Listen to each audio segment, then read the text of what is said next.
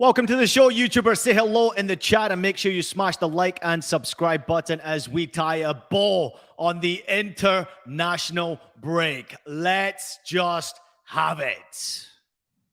Welcome in, everybody. Ian Joy alongside Nigel, Reo-Coker. We'll have Jonathan Johnson joining us later on from Paris. He was watching the Brazilians on fire today, especially in that first half. Can't wait to hear from him. He will be coming to us live from Paris, so make sure you stay with us. That will be happening just after our break. We're really excited to get into it, and we're going to take a closer look at what we just witnessed between Portugal and Spain. Qué Golazo begins right about now.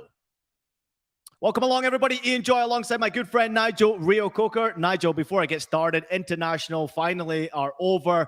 It's been a journey. There's been some crazy results, some interesting endings. How you doing, buddy?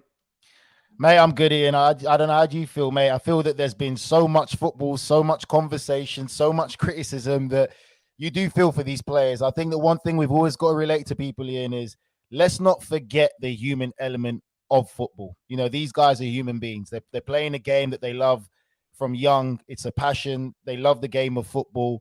They are human beings. They can get tired. They can get broken. You know, a lot of goes into that, and they're not robots. So we've also got to give a lot of empathy to these players, because I don't think sometimes the things that we're seeing in this current state of international fixtures is going to be a reflection of the true reality of what we have to come for the World Cup. Yeah, I'm with you, Nigel. And we must also not forget that these are human beings as well. They have a lot to deal with in their personal lives, and be very careful, be very gentle how you approach a lot of players on social media, and make sure you're trying to put a positive narrative on the international game. I thoroughly enjoyed myself over the international period. Some good results from Scotland as well, in particular. Not so much good performances from the US. We'll talk about that a little bit later on. But Nigel, let's get into the big one that we just witnessed, and it was Portugal against Spain. I thought it was a cracking game to watch. I was more focused on the US second half than I was on the Portugal-Spain first half, but I caught the second half. And I know you're impressed with what we witnessed from Portugal and you think they'll be okay in the World Cup. But what was your overall takeaway from the game, considering Spain now top the group and move on to the Final Four in Nations League? Honestly, Ian, it was actually a really difficult game to kind of dissect, because I felt that overall, when you look at that game, I'll probably say you'd have to give Portugal the edge. But the problem is, in that final third, they just couldn't make that last pass connect. I'm seeing Ronaldo get the balls in very good areas. Ronaldo-like areas where a regular playing Ronaldo, a sharp and an alert Ronaldo would put it into the back of the net. But you could see, and I want fans to understand, you can clearly see some of these players who are not playing consistently at their club level, how hard it is to just switch it on. It's impossible. So he's taking longer touches. He doesn't know. He's not as aware, sharp as he should be. That's what comes when you don't play games regularly, which is something that you're very aware of as well, Ian. So for me, I would have to give... No, I'm not having a dig at you. That actually came out right. That was funny. Oh, that was funny. The producer Des told me to say it. But anyway, I think overall, you'd give the edge to Portugal because they had the better chances. I saw Spain play some great football, typical tiki-taki football, as they say. But this ain't the Spain of old that won the World Cup, the European Championship, and the World Cup and the European Championship again. This isn't that same Spain. They're lacking still that great bit of creativity, I feel, in the midfield area. And again, the problem that we discussed about Spain is having a finisher. And yes, Morata scored the winning goal very late on, but you can't say exactly Morata is the most ruthless finisher in Spain, or the most ruthless finisher that Spain would like to be playing as their striker. So it was a real weird game. I feel that Portugal was still playing within themselves. I think if you want to really criticize Portugal, it's that Ronaldo thing again. Should Ronaldo have played? Should they have started someone else and maybe bring Ronaldo on? Is that the right idea, the right thing to do? I felt they looked very comfortable in control until they obviously conceded that last goal. But I still feel that Portugal have that extra gear to kick on. And it goes to the final subject I wanted to say, and it goes to the subject we spoke about. What people need to understand is these games have been so weird. There's a lot of top nations in a very similar situation. When you get to the World Cup, it's a different mentality.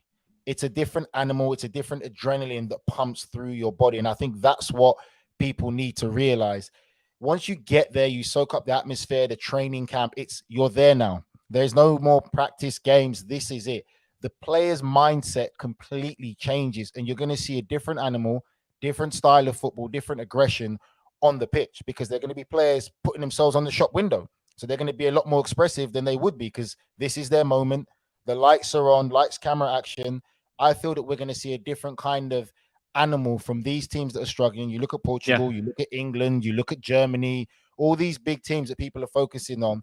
They're going to be a different animal once they get into the World Cup. Yeah, I'm with you, and I think there's a hint of hesitation from a lot of players who don't want to get injured as well. We got a comment coming in from Gumball. Portugal will play so much better if he didn't play, and I'm sure he's referring to Cristiano Ronaldo right there as to what you just mentioned, Nigel. But we have to say that the World Cup is a different animal, and players are going through so much right now. It's a congested schedule for their domestic teams, and let alone the international games, these crazy UEFA Nation games being squeezed into scheduling. It's absolutely ridiculous what we're asking these players to do. And I wouldn't put it past any player to be cautious as they approach a World Cup, because as we have witnessed just recently, players getting injuries, serious injuries, and now look like a couple of big names are going to miss out on the World Cup because of games or friendly games or Nations League games that have just taken place. So I would imagine in the back of every player's mind is trying to be very cautious when you're approaching these games. So you will see a different lineup. You will see different decisions. You will see more intensity, more passion. The World Cup is absolutely everything we live for. We, first and foremost, Nigel, are football fans. All of our viewers out there are watching me and you and JJ and Nigel and Michael and whoever else we have on our show every single week, so they can share their passion for the beautiful game. We absolutely love it. So just real quickly, I want to get upon Morata. That was his 27th Spanish national team goal. Lovely assist from Nico Williams as well. We got to give him credit. Nice to see him playing for Spain, getting that assist. Morata goes level with Morientes on the goal scoring charts for Spain. Spain go into the Final Four. They top the group with 11 points. They have only 2 defeats in the last 14 internationals, scored at least 1 goal in all 14 of those games. And I will say this before we move on, Nigel. It's going to be interesting to see how they compete in this Final Four. How do you see that ending up next year? I mean, they're in the Final Four. They've got Croatia, Italy, and the Netherlands joining them in the Final Four. Probably 4 of the top teams that you would worry about in the World Cup as well. 4 of the top teams, you definitely would be. You definitely would be worried about them. Obviously, Italy didn't make the World Cup, so they're not really a non-factor. But I think that with Italy, it's more of a pride thing. It's a rebuilding, and it's answering the critics of not making the World Cup. But very good teams. I'll probably say Netherlands are the real dark horse of that group. I really feel that Netherlands are a different Dutch side that we're seeing right now, performing very well, going under the radar. Great talent, great coach, great coaching staff as well. Legends in the game, which very valuable to these young players coming through, where they can relate to and give so much knowledge. You're talking about top players who played at some of the top clubs in Europe, Champions League finals, major finals. It's a great setup what Holland have, and I think they're heading in the right direction. Croatia, as we spoke about as well, fantastic team, some great experience and some great youngsters coming through. So you'd have to say they're the teams that deserved it. And at the same time, Ian, in the back of their mind, it's still about the World Cup. That's what it is. It's still about the World Cup. I think the reality of it, if people are very honest in what we've seen recently, all these clubs generally are thinking about the World Cup. Like, they really are not thinking too much. I think I read a comment from Muller from the German side saying that, we're not bothered about the draw. It's a non-factor draw we're going to talk about. No, we're worried about the World Cup. So that's a bit of honesty that I admire from him. And it's very true. As much as the Nations League has been competitive, that I feel it's right. I know you disagree with me, but yeah, I don't think it is. I feel it's competitive and it's worked out. But it's only just because of the timing of the World Cup that's made it very difficult that we're facing the World Cup in the winter period. Yeah, let me just make my point on that, Nigel, because I know obviously a lot of people out there enjoy watching UEFA Nations League, and I don't blame them. My problem is heading into a World Cup, I want to see national teams compete against potential candidates who would be similar to who they're going to face in their group stages. So friendly games are massively important. However, we have just witnessed some absolutely shocking friendly games during this international window as well. So I'm glad you said that. I'm glad you said that, because there are some nations who had the luxury to organize friendly games, and it was horrendous to watch. I'd rather watch paint dry than some of the football that I had to watch. I'm sure we'll be discussing a little bit of that later on. I'm sure you've got your comment. Scottish passport on the table right about now, but let's go.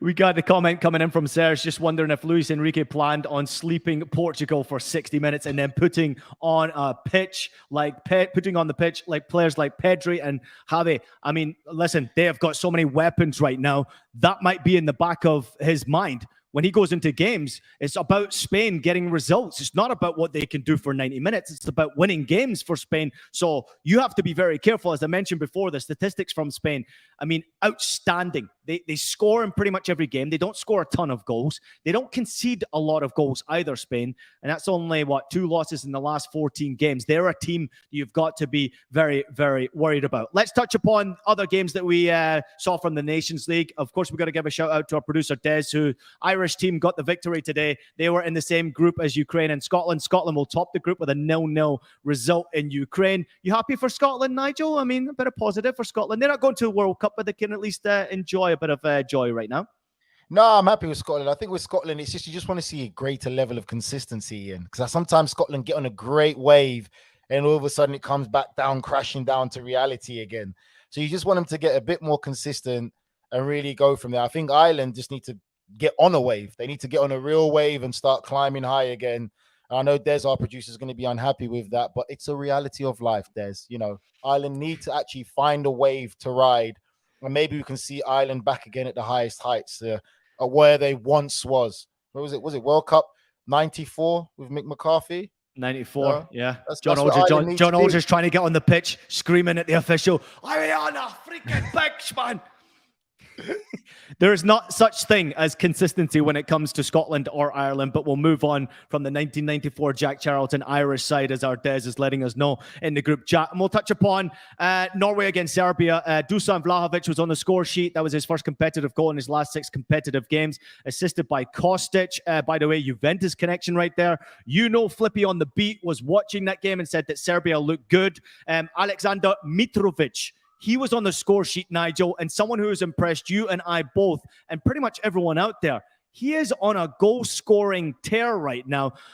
He has scored 10 goals in his last 10 competitive games for club and country, 39 in his last 43 for Serbia. That was his 50th goal for Serbia in just his 76th game. I mean, he looks like he's 43 years old. I will say that with the way he moves. But my, oh my, this guy can score a goal, and he's dangerous. Ian, he's moving a lot better. He's moving a lot better this time in the Premiership. I think he's come with a point to prove. He's lost a bit of weight. He seems a lot more aggressive. I could never question his desire, because even when he was in the Premiership before, he had that desire. He had that nasty streak. He's the type of striker that I would love to have in my team. And I think if he continues in this same form that he's in, I could see one of the top clubs in Europe going after him, because he has the ability. He's got the talent. He is a goal scorer. He knows where the goal is. He's only 28 years old as well. Exactly. Finds the goal. I think if he can get in the right environment and keep that same hunger and really trim and change his diet and lifestyle a bit more, someone could have a good 4 or 5 years out of Mitrovic scoring goals, because he can be a target man. He's a finisher. He's got great happy feet as well. He really can be a force in European football. What do you think about them at the World Cup? They're in with Brazil, they're in with Cameroon, and they're in with Switzerland. I mean, 3 top sides. It's going to be a tough one for Serbia, but they're on a bit of a roll right now. No, they're on a roll. And I think with Serbia as well, people have to realize, I would look to the culture of the country. You know, they're fighters. You know, we just talked about Mitrovic. You're going to be coming up against 11 Mitrovic's. They're going to be very, very physical. They're going to fight to the end. You're going to have to earn every bit of grass on that football pitch. They're going to make it difficult. They're not going to be rollovers, but they're going to fight to the end. And I think it's going to be a very interesting group. The reason why you'd take him on your team is because I bet he's a hell of a night out, by the way, Alexander Mitrovic. Oh, my word. Could you imagine? That would be a great night out. Night out. It might be up there with a night out with me and you, Nigel. The other game in the group was Sweden against Slovenia. Benjamin Sesko, Nigel, I don't know if you caught this goal. The 19-year-old 4th national team goal.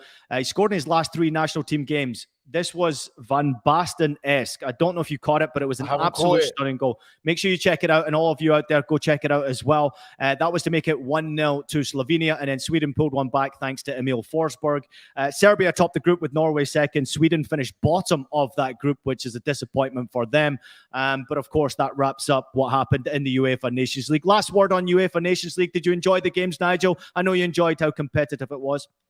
Yeah, I did. I enjoyed the games. I think it was great. And I think it's just giving us only a slight insight into the World Cup. Don't take everything at face value of what we've just seen. Because again, as I say, it's a different atmosphere, different adrenaline when you get to the World Cup, people. All right, we're going to take a quick break, but when we return, we're going to chat the rest of the results from the latest and last round of international friendly games, including a look at the US men. Plus, we head over to France and we check in with our guy, Jonathan Johnson, who has been watching Brazil in Paris. We'll be right back. The UEFA Champions League. 9 months of heart-stopping, hold-your-breath exhilaration. While Mbappe shines in the city of lights, Benzema's racking up the hat tricks, and the Reds want more magic in Liverpool. This ain't amateur hour. This is the best of the best of the best. This is the UEFA Champions League. Stream every match live on Paramount Plus. Well, welcome back, everyone, to Qué Golazo. We enjoy alongside Nigel Reo-Coker, and we welcome in our good friend Jonathan Johnson, live in Paris, who's been watching Brazil in action against Tunisia. JJ, we were texting very heavily in the group chat. Brazil looked like they were on fire in that first half. What was it like from the ground? Yeah, guys, it was really fantastic to see. Really entertaining game. Phenomenal atmosphere as well.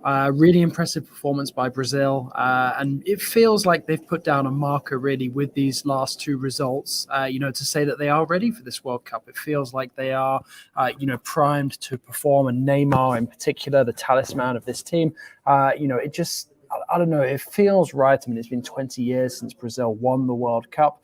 This feels like the best chance that they've had in quite a while. I mean, I would say similar for Argentina as well. I think this could be a good tournament, in fact, for the South American teams. And so far, very impressed by what I've seen from Brazil. They also have a stacked team. Chich has a lot of players to choose from. Rafinha as well looks very, very handy. And Richarlison, obviously, in scoring form at international level, something that he's not doing necessarily on the regular for his club team at the moment. Jonathan, would you say, being there from watching that game, obviously live, would you say that Brazil are a team where they know the system, they know the style of play, they know what the manager wants from them, and everyone is tuned into the system and style, and it's working well? And also, did you see a fantastic togetherness in the team? I think to answer your first question, yes, absolutely. I think that familiarity really plays into Brazil's hands. And I think kind of partly answering your second question as well, that there was a real togetherness in the squad. You look at the way, they were celebrating after Neymar's goal when he took the penalty. I noted it in my post-match piece afterwards. It feels like he is definitely the key man within that side, and it's understandable given his talent, his ability. He certainly is taking, World Cup year very seriously. He is absolutely primed to deliver in Qatar. But also, every single player in the team is there, sort of surrounding him, jumping in, mobbing him, all of them just looking really, really happy to be playing together, to be succeeding together. And you can't say the same about some of these other nations at the moment, particularly, France. Obviously, this was on French soil, but it's miles away from what we've seen from Les Bleus recently. But obviously, two particularly talented teams. And I think Chich has some real decisions to make now because, like you said in your question, these players do know the system. They know what's expected of them. They know the style of play that they're going to be playing. And Chich knows that he has a lot of players that he could choose from. Some players who are in form and were surprisingly omitted from the group as well, who he could ultimately elect to call up, but when he names his squad for Qatar. So plenty of decisions to be made, but, it feels like this must be a very positive time for Brazilian fans coming into this World Cup. Well, you're watching Qué Golazo. It's Ian Joy alongside Nigel Reo-Coker, and we have Jonathan Johnson live from Paris. He's been witnessing Brazil's emphatic victory over Tunisia, 5-1 today. One player that stood out to me, JJ, was Rafinha, but what was he like in person? I mean, he got his 4th and his 5th national team goals, also got an assist. It was a top performance from him, and it didn't take him long to have that type of an impact. No, it didn't. He really was electric, and I think he makes a huge difference to this Brazil side. Really combines well, with the rest of the attack. Like I mentioned before, Neymar very much the focal point, but now you've got someone like Richarlison, who's, he's a very strange player to watch because he's built a bit like a target man, yet he is so, adept with the ball at his feet. And then when you add somebody like Rafinha in, lightning quick, fantastic technique, he really makes them a huge danger. And then if you add somebody like Jesus to the mix as well, depending on how Cheech goes for his final squad, that could be a very potent Brazilian attack. But Rafinha certainly seems to have sort of the possibility, the potential, to be another one of the key men for Brazil, certainly more so than somebody like Paqueta, who I know well from his time in Ligue 1 and, has been very impressive with Lyon, but hasn't really been able to show the best of himself yet with Nigel's beloved West Ham. So we'll see, sort of what the next month or so hold, for some of these Brazilian talents. But either way, Cheech is going to go there with a stacked roster, some very, very talented players, and I think, looking at that question now, how damaging would a Neymar injury be for Brazil? It would be catastrophic, and this is the kind of time of the season as well where Neymar has picked up injuries in the past, so hopefully, he'll be looking after himself. PSG will be trying to sort of wrap him in cotton wool where possible because he's so key for them, as well as for Brazil. But obviously, Neymar's focus will now just be on, maintaining that fantastic form that he's had since the beginning of the season. Like I said, a couple of times in the last week or so, he's been preparing for this for ages, reporting back early in pre-season, and then, having these guys alongside him in similar form. I think the feeling within the squad, certainly from what I saw tonight, in front of quite a hostile atmosphere as well, was very impressive. Mm-hmm. All right, Jonathan, I know you're very knowledgeable when it comes to wine. Let me see how knowledgeable you are when it comes to tactics on the football pitch. You said all the lovely stuff about Brazil. You're Mr. Brazil today. What do you see could be a weakness for this Brazil side? What do you think they might have an issue with, in your opinion? Yeah, that is a good question. I do think that they switched off a bit with certain set pieces. That's how Tunisia managed to hurt them by equalizing. It was a very short-lived equalizer, but it was an equalizer all the same. And I think probably better teams, certainly teams that are more capable physically, could hurt them from set pieces where, you're not going to have as many sort of 5-1 romps at a World Cup as you would in this kind of friendly. So I think that's definitely something to target them with. And I think as well, when you have a team that is, very strong, very athletic, and is able to challenge them physically, stop them from playing their game, that could also, be quite disruptive for Brazil as well. So, I think it'll be interesting to see which countries handle sort of the weather and the heat elements in Qatar the best, because we won't know until they're actually there, in action. But it feels to me like, Brazil are perhaps one of the teams that might fare better, sort of given their experience, certainly in South America, because there won't be any of the testing conditions they suffered in Paris today with the pouring rain. JJ, last question before we let you go, because I'm hearing that you're about kicked out of the stadium in Paris. But we have to talk about Tunisia. If I'm not mistaken, they hadn't let a goal in 6 games coming into this game. They're in with France, Denmark, and Australia at the World Cup. Anything for France to worry about in that group? Did you see anything from Tunisia? I know they had the red card in the first half in the 42nd minute, but did you see any positives at all to take away from that game, or did you only see disappointment? I did see some positives. I thought their fans were, a real credit to them when they were concentrating on getting behind the team positively. Of course, there was the ugly incident with the banana being thrown at Richarlison and some of the laser, beams being flashed in the players' eyes as well in the first half. But overall, I thought that it was quite a united team. There are some talented players in there. I don't ultimately think that there is enough sort of within that group for them to, realistically look to qualify alongside a France and a Denmark. But I do think that they can make themselves a nuisance. And it wouldn't surprise me if they ran Australia close for perhaps finishing third in the group. But ultimately, I do think that red card changed the complexion of the game. They had a goal chalked off in the second half as well. But when they scored that equalizer, Parc des Princes just exploded. It was absolutely full to the rafters with, pretty much, I'd say, at least sort of 85% Tunisian support. So fantastic to see. They made a real, raucous atmosphere, which, is really refreshing as well for a friendly. But, I think that passion can only get them so far at the World Cup. I don't think that they'll embarrass themselves, but I do think that they will find life tough and they must make the most of that game against Australia. JJ, we're going to let you go. Thank you so much, as always, for bringing us this live hit from Paris. Nigel, have you got anything more to add? Did you get your wine list from JJ yet? Let's not go there, mate. JJ sends me a list of wine suppliers that don't even send to the US of A. Makes no sense, JJ. And JJ, just to add to your comment as well, I'm sure it lit up with the Tunisians that forgot their French passports at home in the stadium. It must be so easy for these guys who can just switch from one passport to the other. So when one team gets knocked out, they can just follow the other one. I'm quite envious of that. That shot at Ian. I like that. I'd like to say that was true. I'd like to say that was true. He's got his Scottish one on the table today. The Scottish passport, doesn't necessarily bode well when it comes to World Cup competition. However, I did watch them play in France, JJ. We can talk about that over a few beers. We'll let you go, JJ. Bon nuit. Thank you very much so much for joining us as you broke down Brazil and Tunisia. Take care, buddy. All right, let's just talk about it real quickly before we move on to the USA. Brazil, I mean, you've watched them closely. You've covered everything South America for a number of years now, Nigel. This squad is absolutely stacked, what Brazil have. I just want to touch upon the substitutes that they made today because I can ring out the stats. But players who came onto the pitch, this is players who came onto the pitch when it was already 4-1, by the way. Vinicius Jr., Pedro, who scored, Anthony, Renan Lodi, Roger Ibanez and Rodrigo all came onto the pitch for Brazil. I mean, is this the most stacked squad of players you have seen Brazil have for a long time? And maybe is it the most stacked Brazil squad that we've seen ever? For me, I think it's the most stacked Brazil squad I've seen ever.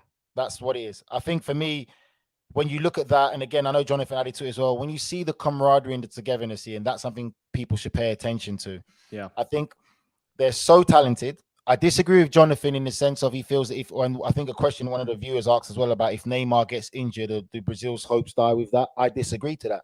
I'm with you on that. I think there's too much talent. I don't think that Brazil are as heavily Neymar reliant as people seem to think it is. I don't think there is. Like you just said, they've got Vinicius Jr. still, who's lighting it up at Real Madrid, star player. They've got so many players, so many talented players. I just feel it's going to be down to the manager picking the right players depending on the opponents that they're coming up against. Mm-hmm. This is a different Brazil. We're not seeing Brazil try and pass it all the way through teams and score the most beautiful goals. Look at the first goal. Simple long ball from Casemiro to Rafinha, who heads it in.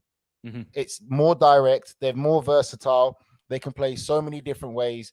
And I am very, very impressed with Brazil's side. And I think for me, they are my favorites. I think if they don't get any major injuries or lose 2 or 3 players, because we still got players who are not in the squad at the moment. So really good chance. Our producer Des is asking a question, and this is why we need to give him a microphone here. But do you think that Serbia have a chance of nicking a result against them? I mean, I think it's a stupid question, but go ahead and answer it, Nigel. No, Des, no. They've got no chance. Just like Ireland had no chance. No chance. I think at some stage in our show, as we progress and we start to continue to create this great content for our viewers out there, we got to get producer Des a microphone because he's got a good football brain and some great questions as well. But I think he's just trying to wind us up with that questions. What do you guys think out there? Let us know on Qué Golazo in the comments. Do you think that Brazil are the favorites in the World Cup? Is this the best Brazilian squad that you have witnessed ever? Like Nigel thinks, and I'm probably not far away from thinking. Do you think that if Neymar was to miss out on this World Cup, Brazil would still be one of the favorites to win it? Let us know in your comments. Brazil are now unbeaten in the last 15 games and have won 12 of those last 15 games. They are on fire. I'm looking forward to seeing how they compete at the World Cup.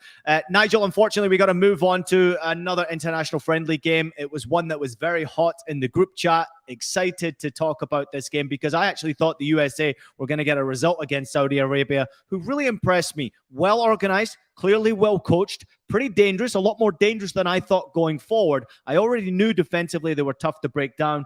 But let's talk about the US national team. They were once again very frustrated. I don't know if you caught much of the game. I'm sure you caught the first 30 minutes before Spain started. I caught it for sure. I got smoke for a lot of people. These USA fans we have in our group chat. I've got a lot of smoke. I analyzed it very well. No, I'll let you start, Ian. What do you think? Go on. Well, listen, I'm not amongst the group, and I watched CBS Sports' great podcast, In Soccer We Trust. It's Jimmy Conrad, Charlie Davies, and Heath Pierce. I mean, three former international players for the US, and they're so passionate and breaking down this game, and they speak from the heart, and I absolutely loved their show today. I actually love watching their content immediately after US national team games, so make sure you do that too. Check it out on YouTube. But I'm not in the same boat as far as I don't criticize the team so heavily when it comes to these international friendly games. I have a bit more patience. I recognize that the US national team missed out on the last World Cup. They weren't good enough to qualify from CONCACAF to get to a World Cup. So I am overjoyful the fact that they're competing in a World Cup once again ahead of 2026, which of course they're co-hosting. So I am very patient. I also recognize that this is a young group of players. The average age is just under 24 years old, if I'm not mistaken. But they are a bit lost at this moment in time. Greg Berhalter is saying some worrying things. I will say this. I know Greg very well, played against him in Germany and know him well, having interviewed him many times on CBS Sports HQ. And he's a great guy, very good coach. I really believe that. But sometimes I just think that he's not helping himself with some of the comments he's saying post-games. And the players, in my opinion, body language, disappointing. Passion, disappointing, tactical awareness, like going forward. Like, I just didn't see that desire from a lot of these guys. There was a tentative approach from a lot of those players, especially the ones that I rely on. I don't pick on the players who are on the bubble trying to get into the squad. I pick on the players who are certs. I'm talking about Christian Pulisic, the Weston McKennies, the Brendan Ironsons. I want to see those guys, Tyler Adams, I've thrown into that mix as well. I want to see those guys freaking dominate. And they didn't do that. So my bone to pick with the results and the performances over the last two games has been more to do with the experienced players. And the players who were on the bubble trying to get into the squad certainly didn't do themselves any favors. What were your thoughts? Mate, there's a lot you can break down on that, Ian. First and foremost, for me, I was very impressed with Saudi Arabia. I think for me, that really is whatever money they've reinvested into developing their youth, it's paying off because millions. I felt it's worth it because I felt that the players looked so much more technically sound and more comfortable on the ball in tight areas than USA did. Naive because they look a bit young as well because they play such a high line. The only difference is if once they come against better quality oppositions, and it's just to break 2 points that you made, which is what American fans have to understand from a footballing perspective. Very naive where they played such a high line. Better sides would say, okay, they'll give the ball to a midfield player, a deep line midfield player, or a midfield player who's comfortable ball under pressure. One simple ball over the top to a threat with pace to get in behind will lead to a goal. It's that simple. But that just goes to show that USA did not alter their style or adapt to the game for a midfielder, whether you believe they have a midfielder of that quality and caliber who's comfortable to control the game, to get the ball in tight areas, to be able to turn and look forward and say, Pulisic running behind, I've got you. Or look for the attacking threats to go in behind with a simple ball to create a goal. That comes with adapting. I really like Greg. I think Greg is a great coach. He's one of the best coaches I've seen come out of USA for me, for his philosophy in playing football. But sometimes you have to adapt. I understand he wants to go young, but sometimes going so young to a World Cup with a very young side, you can leave these kids hurt and destroyed if they really get a tonking in the World Cup. If they get a tonking in this World Cup and it doesn't go well and they get destroyed by most of the opposition they're playing against, that's going to leave a mental scar on them, footballing-wise, for future to come. What do you think happens, Nigel? What do you think? Predict the group, right? I mean, you have the USA going up against Wales, then you have the USA against England, and then Iran. Where does this end for this US group? I just say, for me, you look at USA right now and you look at like you said, the messaging he said hasn't been good for these past two games. I think he is worried now. But the problem is, what's his relationship like with the senior players that he's left out of the squad? How is he going to kind of change that and do that now? Because I feel you look at the countries you spoke about, look at the balance they have of youth and experience. You've just said it. America have no experience. This is tournament football. It can be very unforgiving. Again, Saudi Arabia were much more better technically, in my opinion, than the American players. They didn't control the ball well enough in the midfield area. They were naive at times, and they were fortunate not to concede a goal from the great chance that Saudi Arabia had in the first half, and it's only an inch away too far back behind the player to put it into an empty net.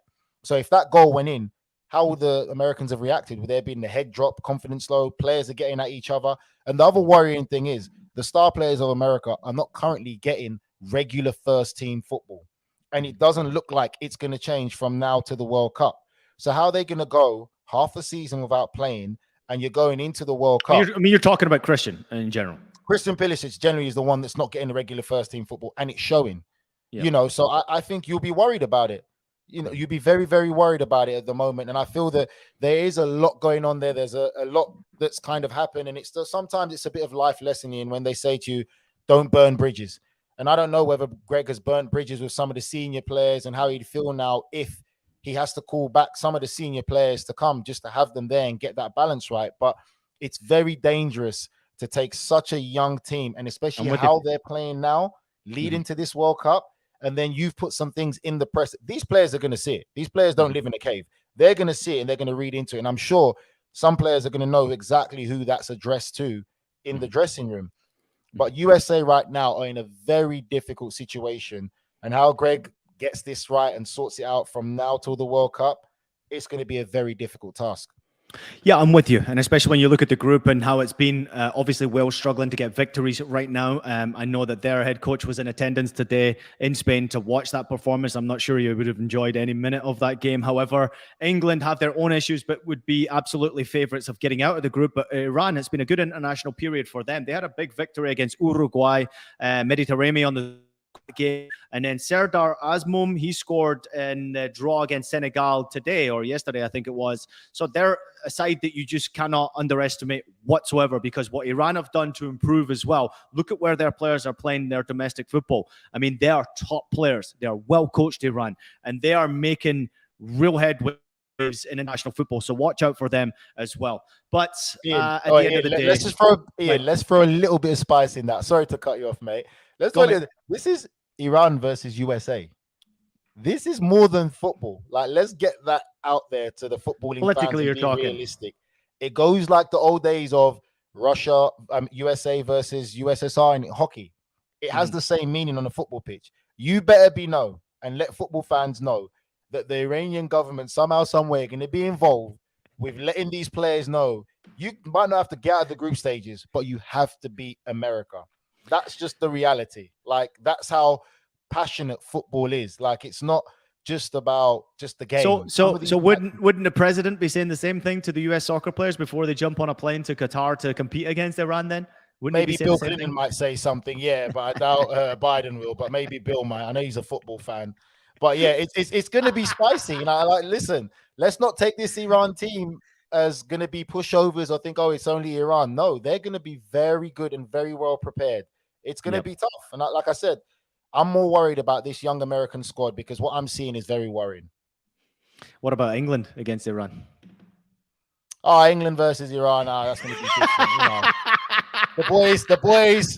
The boys came back good against their biggest rivals. Forget Iran. Their biggest rivals was Germany, and they came back good and took the lead. A bit naive not to see the game out.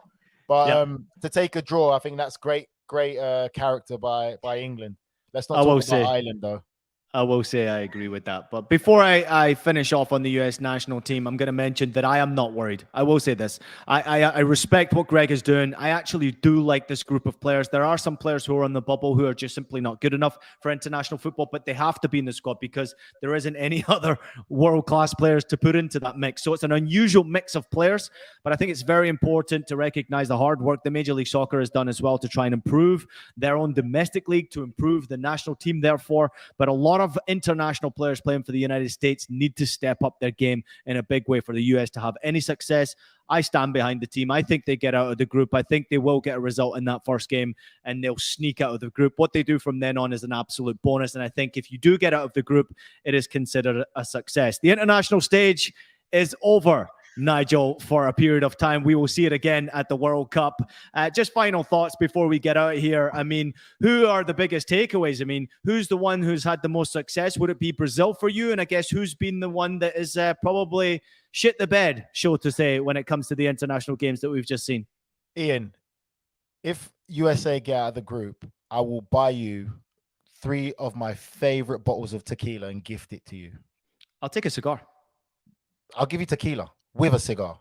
Anyway, That's a big statement by you. But anyway, happening. I think for me, I've been most impressed with Brazil because, like I said, we've seen so many interesting games of football where you can't overanalyze it and take it at face value, because a lot of these top teams with talent, it's not they don't have talent, they have these talented players, haven't been very convincing. And like you said, there's a lot going on. There's the domestic games that they're worried about. There's the Champions League, the overload of fixtures, short summer holiday they just had, World Cup coming up in Christmas. There's a lot going on. But the team that I've seen the most that I would say look like they're in tune, in gear, bar any major injuries or collective lot of injuries, I would say Brazil. Brazil for me are the ones that just look like they mean business. They want to be world champions again, and they look like they're heading in the right direction, and they're all singing from the same hymn sheet, as they say. Mm-hmm. I'm with you on that one, Ellis. It's hard to look past Brazil, especially with the squad that they have and the performance that they've been putting out. They're difficult to beat. They are just so dangerous and so entertaining. I mean, they have the star factor once again back with them. A couple of teams that have impressed me, though, Nigel, the Netherlands you touched upon early on, but also Croatia. My, oh my, are they a team to worry about when it comes to the World Cup? They've been impressive as well, and it would be interesting to see how they compete in the Final Four of the UEFA Nations League. The one that's disappointing to me, Nigel, the one that I'm really disappointed and kind of worried about would be France. I think only one victory in the last 6 international games, if I'm not mistaken. That is a sign for concern. Are you concerned about that before we check out here? For France? Yeah. I told you, man, like the French, it's all about arrogance and attitude. And I think for me, when I look at the value of what I saw in my performance, I'm never going to deny the French don't have talent, because they have a tremendous amount of talent.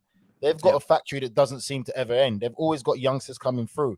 But when you look at how they play, look at that French game against Denmark again and see if there's a real collective togetherness, as we saw with Brazil.